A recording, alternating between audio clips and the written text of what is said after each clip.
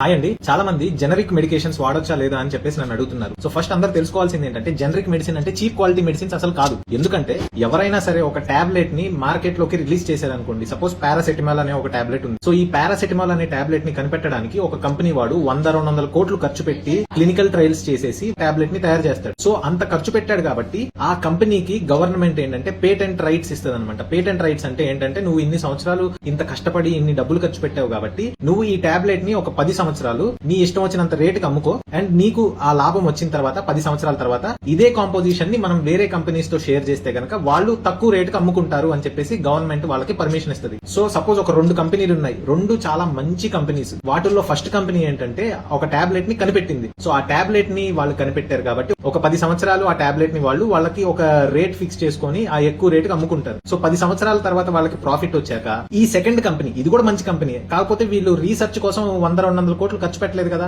So ఒక tablet అట్టని వీళ్ళు 500కి అమ్మితే గనక అదే టాబ్లెట్ అట్టని వీళ్ళు 100 రూపాయలకు అమ్మొచ్చు అనమాట. సో ఇక్కడ గుర్తుపెట్టుకోవాల్సిన విషయం ఏంటంటే ఈ రెండో కంపెనీ కూడా మంచి కంపెనీయే, కాకపోతే రీసెర్చ్ మీద డబ్బులు ఖర్చు పెట్టలేదు కాబట్టి తక్కువ రేటుకి అమ్ముతుంది అనమాట. సో కాబట్టి చాలా మంది ఏంటంటే కాస్ట్లీ మందులు రాయండి డాక్టర్ గారు అని చెప్పేసి మమ్మల్ని అడుగుతారు. సో కాస్ట్లీయా చీపా అనేది పక్కన పెడితే గనక మందు పని చేస్తుందా లేదో చూసుకోండి. సెంట్రల్ గవర్నమెంట్ ప్రధానమంత్రి భారతీయ జన ఔషధి పరియోజన అని చెప్పేసి ఒక ప్రోగ్రామ్ ద్వారా పేదవాళ్ళకి చీప్ గా మెడికేషన్స్ ఇవ్వడం కోసం ఈ ప్రోగ్రామ్ అనేది స్టార్ట్ చేసింది అనమాట. సో అలానే వేరియస్ జనరిక్ మెడిసిన్స్ ఉన్నాయండి మన మార్కెట్ లో. బట్ కొన్ని ఫార్మా కంపెనీస్ ఏంటంటే డీసీజీఏ అప్రూవల్ లేకపోయినా, లేకపోతే జీఎంపీ అప్రూవల్ లేకుండా కొన్ని కాంపోజిషన్స్ అమ్ముతా ఉంటారనమాట. సో అట్లాంటి కంపెనీస్ ఏంటంటే లో క్వాలిటీ మెడికేషన్స్ ఇచ్చే ఛాన్సెస్ ఉన్నాయి. సో ఇట్లాంటి సినారియోస్ చూసినప్పుడు ఏంటంటే ప్రతి దాంట్లో ఈ కల్తీ చూడటం వల్ల ఈ జనరిక్ మందులు వాడడానికి ఒకలాంటి భయం వేస్తుంది. ఇంకో రెండో విషయం ఏంటంటే కొన్నిసార్లు లైఫ్ సేవింగ్ మెడికేషన్స్ ఉంటాయి. లైఫ్ సేవింగ్ మెడికేషన్స్ అంటే సపోజ్ హార్ట్ అటాక్ వచ్చిందండి, రక్తం పలచబడే టాబ్లెట్స్ ఇవ్వాలి, ఆస్పిరిన్ అని, క్లోపిడాగ్రెల్ అని, టికాగ్రెలోర్ అని చెప్పేసి ఇట్లాంటి మెడికేషన్స్ డౌట్ఫుల్ క్వాలిటీ మెడికేషన్స్ ఏమైనా ఇచ్చామనుకోండి, అంటే అవి ప్రాపర్ గా ఎఫికేషియస్ గా పనిచేయలేదు అనుకోండి, పేషెంట్ కి నష్టం జరిగే ఛాన్సెస్ ఉన్నాయన్నమాట. అందుకే మోస్ట్ ఆఫ్ ద డాక్టర్స్ ఏం చేస్తారంటే ఇట్లాంటి లైఫ్ సేవింగ్ మెడికేషన్స్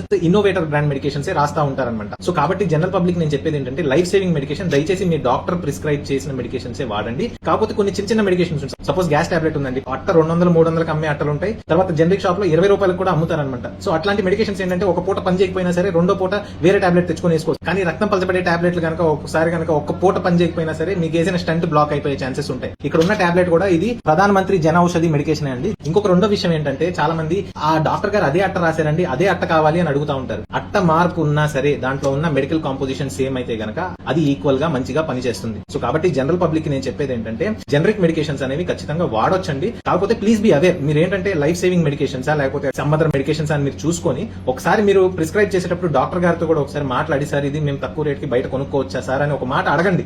నన్ను తిట్టుకుంటారు చాలా మంది, but still I'm telling the truth అనమాట. I hope this video is helpful. Share this video with all your friends and family.